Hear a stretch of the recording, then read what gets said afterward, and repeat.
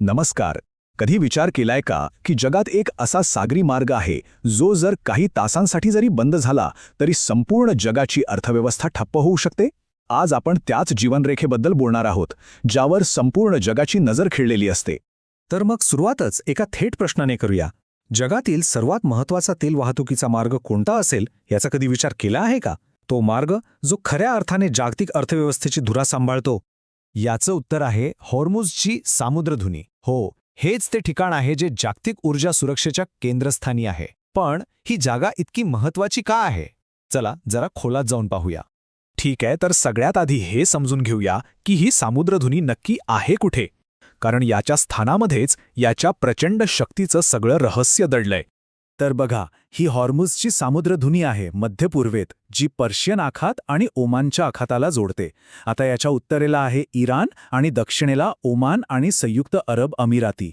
म्हणजे बघा किती मोक्याच्या ठिकाणी आहे हे. तुम्ही ऑइल चोक पॉइंट हा शब्द ऐकला असेल.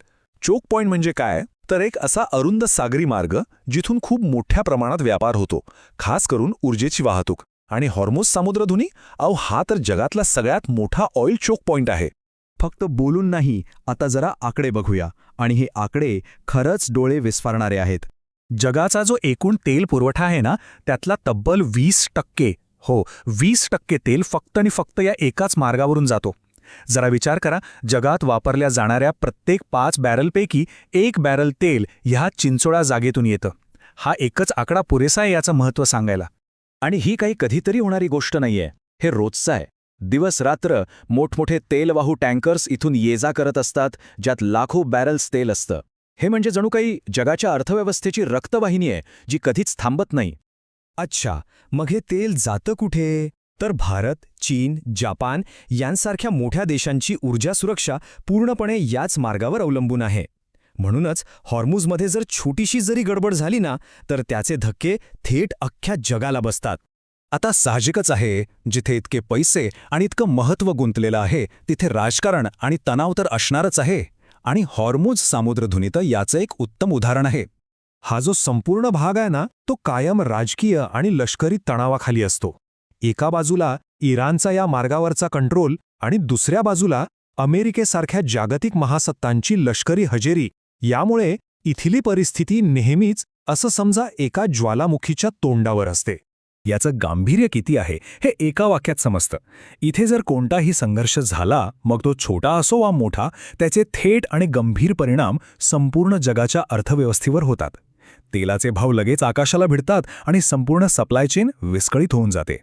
पण यातला सगळ्यात मोठा धोका कोणता असेल, तर तो म्हणजे जर काही कारणांनी हा मार्ग बंद झाला तर काय होईल?